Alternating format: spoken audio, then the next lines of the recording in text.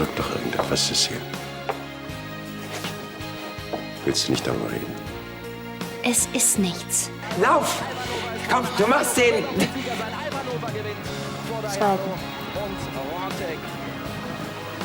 Ja, und was heißt das jetzt? Andi hat seine gesamten Ersparnisse versetzt. Bernd, du hast mich die ganze Zeit belogen. Carla, bitte. Lass mich jetzt nicht im Stich.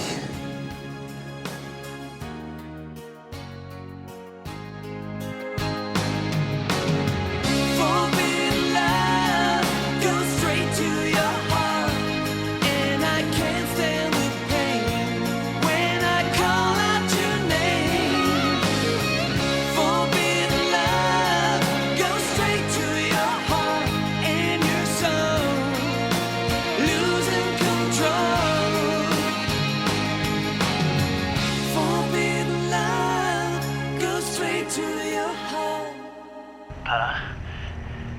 Bist du noch dran? Ja. Bitte, verdammt, ich hab dir auch immer geholfen.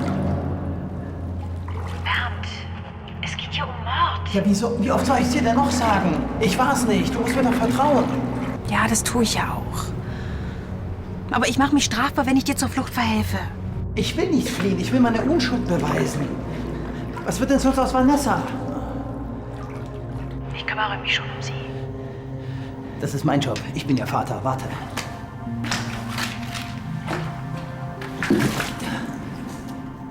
Carla, hör zu. Vanessa darf niemals glauben, dass ich ein Mörder bin. Und du auch nicht. Das tue ich auch nicht. Aber es spricht so viel gegen dich. Mensch, ich habe doch nicht mal ein Motiv. Du hast das Schwarzgeld verbucht. Weil Ansgar es so gewollt hat. Der und diese Anstätten, die haben doch was davon, dass dieser Rush aus dem Weg ist, nicht ich. Ansgar? Das glaube ich nicht.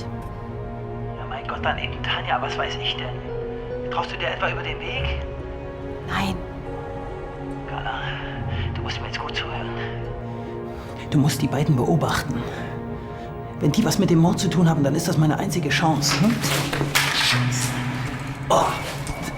Hau ab! Hau ab! Auf was soll ich achten? Bernd? Bernd, bist du noch dran? Bernd!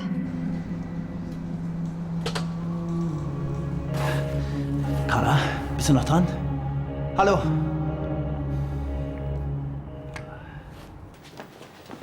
Moment.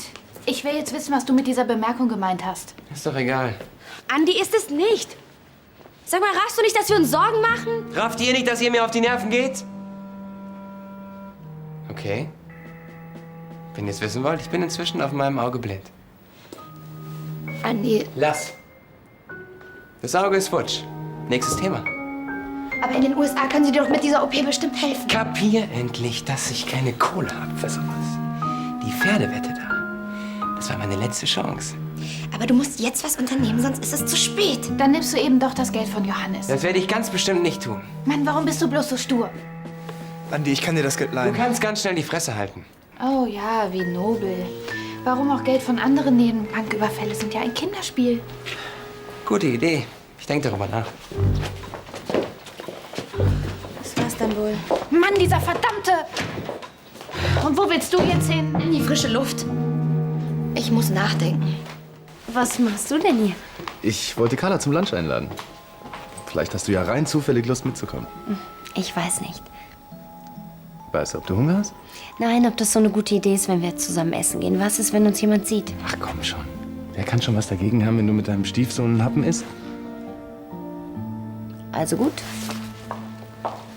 Aber Dad hat überhaupt nichts gemacht. Er hat diesen Rush doch nie mal gekannt. Vanessa, so einfach ist die Sache nicht. Dein Vater hat das Schwarzgeld auf unsere Firmenkonten verbucht. Es geht um Millionen. Aber was hat das eine mit dem anderen zu tun? Es bringt die beiden in Verbindung. Trotzdem ist mein Vater kein Mörder. Du glaubst doch nicht etwa, dass er es getan hat? Du weißt selbst, dass dein Vater schon mal unter Mordverdacht stand. Damals, das waren auch reine Verleumdungen. Mein Dad liebt dich und du traust ihm sowas zu? So war das doch gar nicht gemeint. Ich vertraue ihm. Natürlich. Also, und was tun wir? Ich würde sagen, ich behalte Tanja im Auge. Sie hat ihm bestimmt diese angeblichen Beweise untergeschoben. Wir müssen einfach den Spieß umdrehen. Was hast du vor? Den Cops irgendwas liefern, was auf Tanja hinweist. Vanessa, das kommt überhaupt nicht in Frage. Carla! Erstens werden wir uns auf gar keinen Fall strafbar machen. Und zweitens überlässt du die Sache mir. Ich muss die ganze Zeit an das Ferienhaus denken. Und an uns beide. Ich auch. Am liebsten würde ich direkt wieder mit dir hinfahren. Das wäre schön. Aber wie sollte ich das Johannes erklären? Er ist sowieso schon misstrauisch. Hat er was gemerkt? Er spürt es, was nicht stimmt. Und ich habe keine Ahnung, was ich noch sagen soll, wenn er mich fragt, wie es in Frankreich bei meinen Eltern war. Und was machen wir jetzt? Wenn ich das wüsste.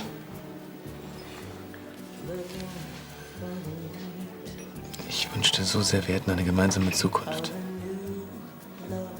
Ich doch auch. Sag mal, Cecile, du und Johannes, ihr... Ja? Ach, nichts. Du willst wissen, ob wir noch miteinander schlafen.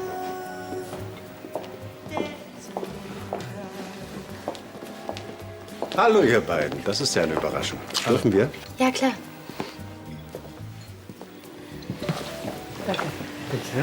Sind wir etwa in ein konspiratives Treffen geplatzt? Ja, erwischt. Ich habe gerade meine Schweigepflicht gebrochen und über eine Patientin geredet. Oh, ich hätte dich für Verschwiegener gehalten. Hallo. Hallo.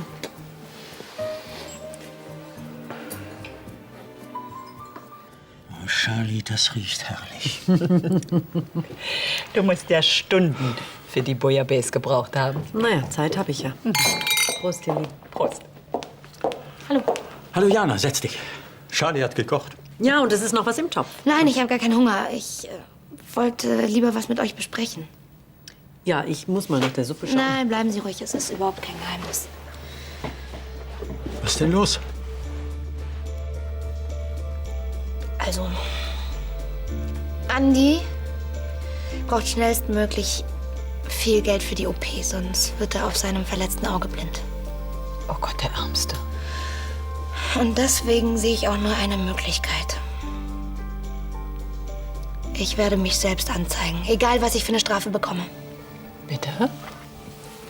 Wozu soll denn das gut sein, Jana? Ich will nicht, dass Andi irgendeinen Scheiß anstellt, um an das Geld ranzukommen. Entschuldigung, da sehe ich überhaupt keinen Zusammenhang. Wenn ich mich selbst anzeige, steht Andi Schmerzensgeld zu.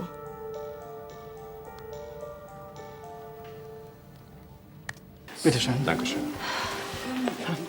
Ich muss Charlie unbedingt mal anrufen. Vielleicht mache ich das jetzt von unterwegs. Du musst wirklich schon los? Ja. Bis heute Abend.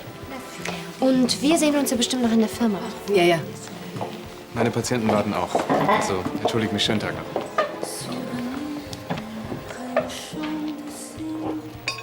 Ist Ihr Sohn das, was man Arzt aus Leidenschaft nennen könnte? Ja, das könnte man so nennen. Leider verbringen wir viel zu wenig Zeit miteinander. Naja, wenn er so in seinen Beruf aufgeht.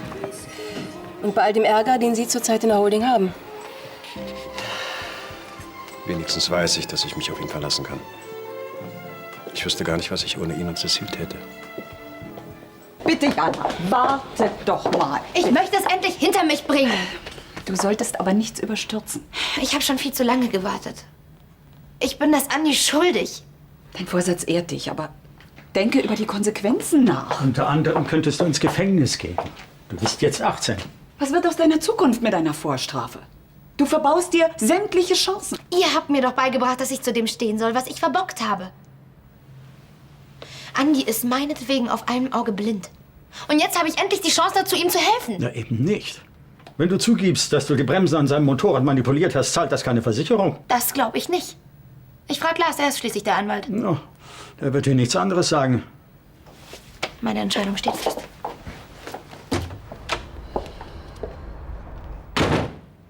Tja.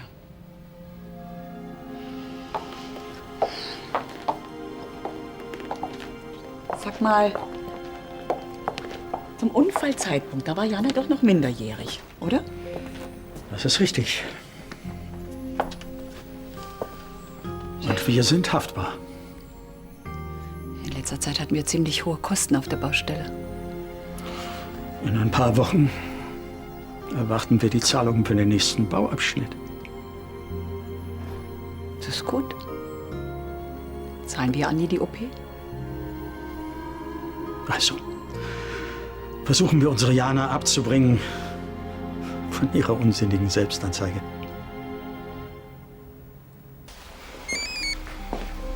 Von Lahnstein? Ich bin's, Vanessa. Hast du schon was gefunden? Nein, und ich kann jetzt auch nicht reden. Ich hätte mir denken können, dass du was Wichtigeres vorhast. Aber ich mache mir nur mal Sorgen um Dad.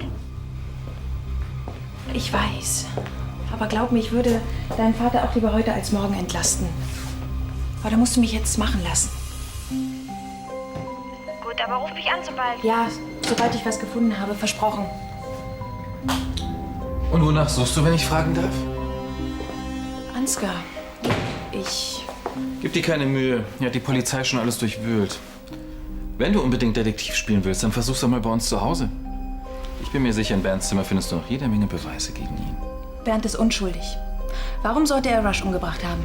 Er hat doch in deinem Auftrag für das Bauprojekt gearbeitet. Na und? Er wurde auf frischer Tat dabei ertappt, wie er die Millionen an sich bringen wollte, die für Rush bestimmt waren.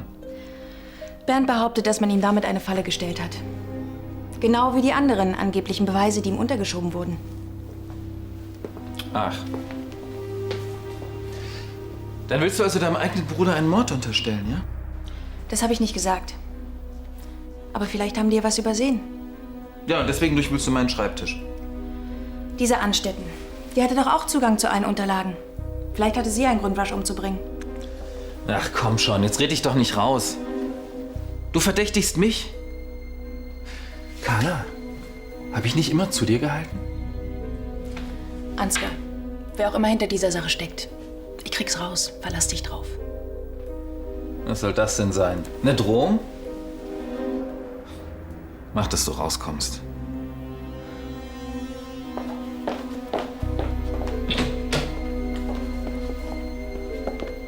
Was war denn hier los? Wir haben ein Problem.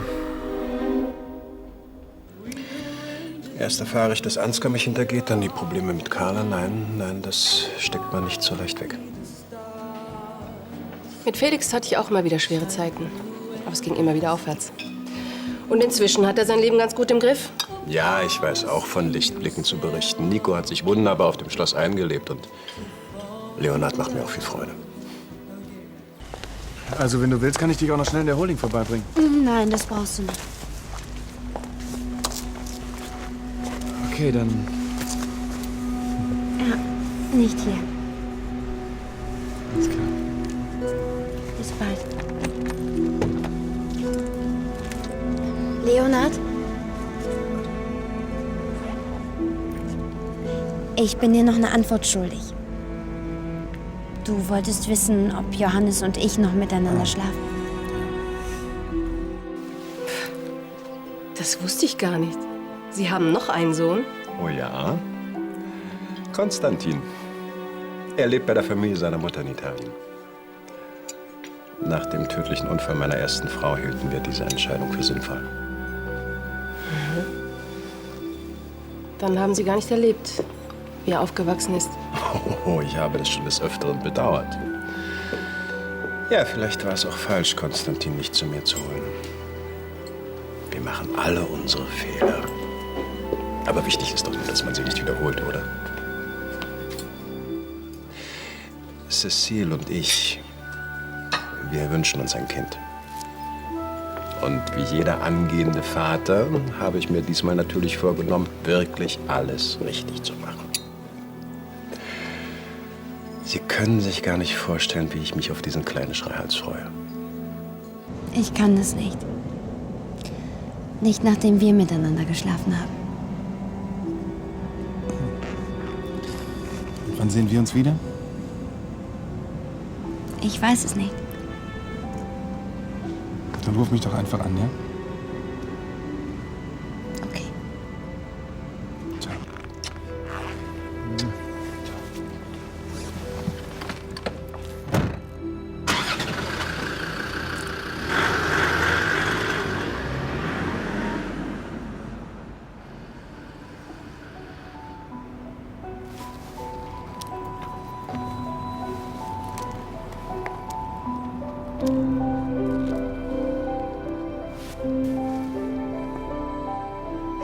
Hallo, Sissi von Lahnstein. Haben Sie heute noch einen Termin frei? Ich brauche ein Rezept. Die Versicherung bezahlt das nicht. Das hat Arno auch gemeint. Er hat recht. Vielleicht können die mir überhaupt keinen Vorsatz unterstellen. Ich meine, an dem Tag war ich, was weiß ich, nicht zurechnungsfähig. Ich zeig mich trotzdem an. Wozu soll das gut sein? Andi ist damit auch nicht geholfen. Und Ich mach auf. alles klar.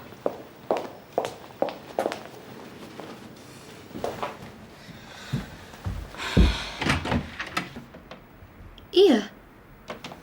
Lasst mich raten. Ihr wollt mich bestimmt überreden, nicht zur Polizei zu gehen. Würdest du denn auf uns hören? Nein.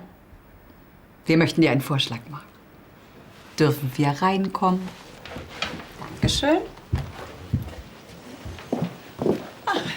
Herr Schneider, hallo. Hallo, Frau Brandner. Schön, dass wir Sie noch antreffen. Wir brauchen juristischen Rat. Ja, bitte, setzen Sie sich.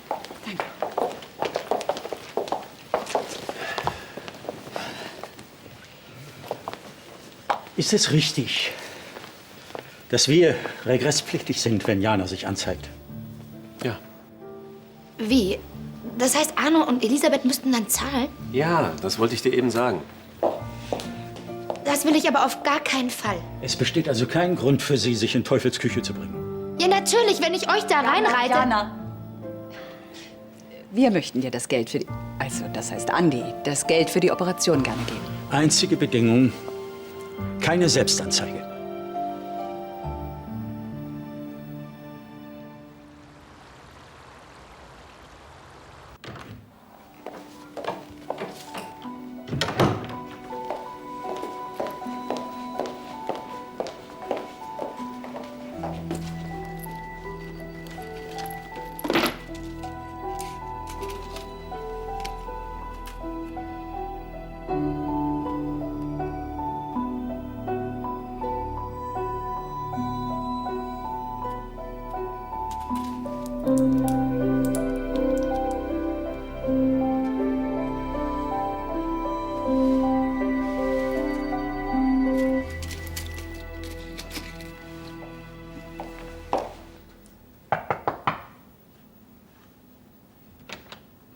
Frau von Anstetten?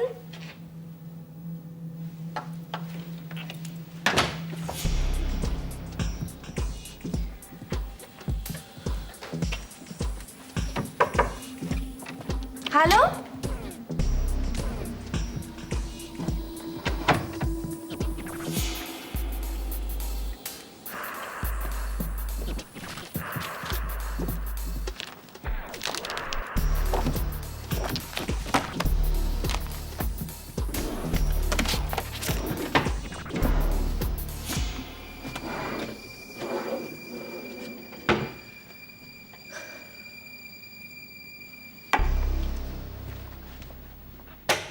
Ja, ich warte.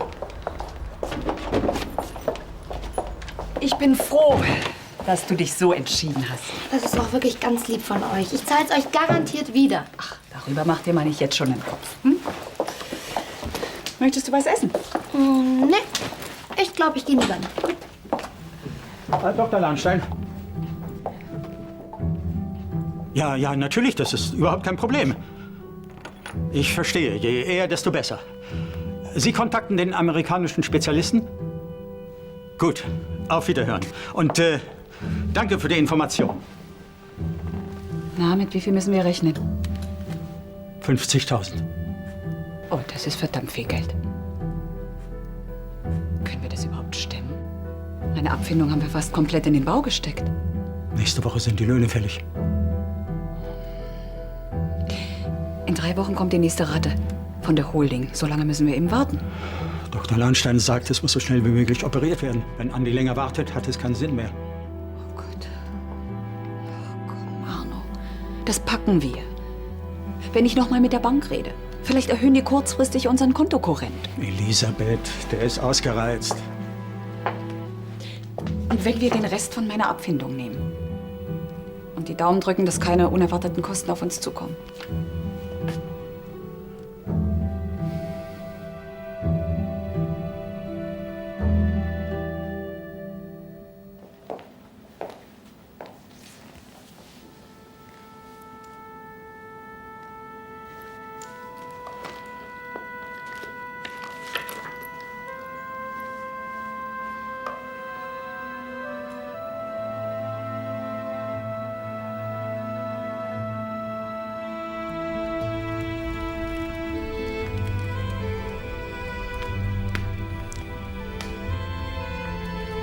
kannst dir gar nicht vorstellen, wie sehr ich mich danach gesehnt habe.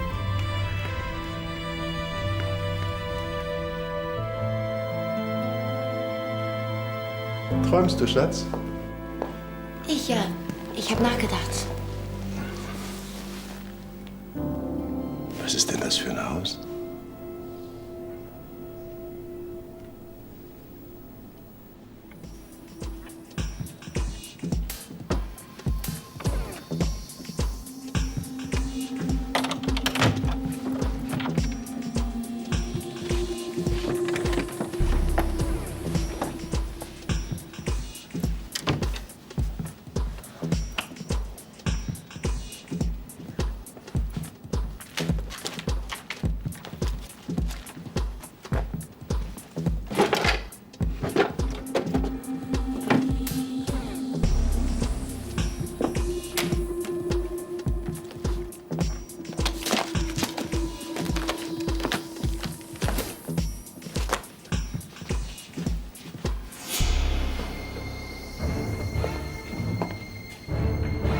Kann ich Ihnen helfen? Und diese Freunde hast du bei deinen Eltern getroffen? Ja, Jack und Yvette haben sich das Haus gerade gekauft. Übrigens haben sie uns eingeladen. Oh, wie nett. Ich bin gespannt auf deine Freunde. Wenn sich die Gelegenheit mal ergibt.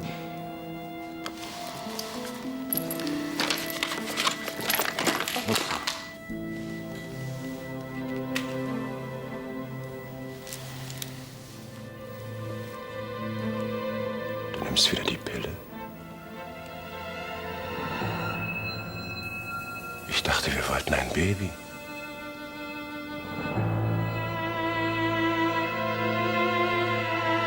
Und so geht es weiter. Ansgar. Jo. Kleiner fetter Raffzahn. Sehen wir uns nicht vorher, was? Das ist der richtige Name für dich. Ansgar. Was ist denn, wenn die OP gar nicht funktioniert? Dann bin ich mein Auge los und die Kohle auch. Andi, durch die OP kannst du nur gewinnen.